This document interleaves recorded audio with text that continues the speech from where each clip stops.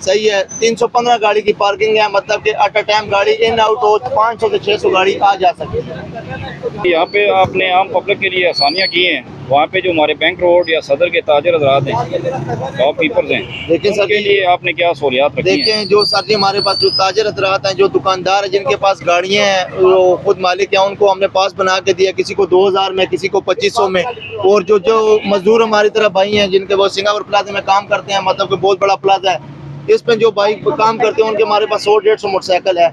हमने किसी को 500 में पास बना के दिया, किसी को 700 में, किसी को 800 में। मतलब कि वो हमारे साथ मजदूर हैं, वो इस तरह रोज 40 रुपये पे नहीं कर सकते, क्योंकि दिन में वो बार बार आते जाते हैं, इसलिए ना वो भी तंग हो ना हम भी तंग हो। सही है, हमने उनको ये कंप्लेंट दिया वो अपने साथ। सदर में जो कार पार्किंग का इशू बना रहता है, उसको ये पटोहार पार्किंग बहुत बड़ी हद तक उसको कवर कर रही है।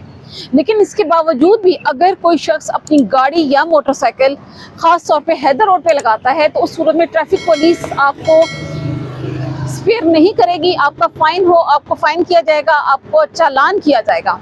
और नो पार्किंग का जो फाइन है, जो जुर्माना है, वो 2000 रुपये है।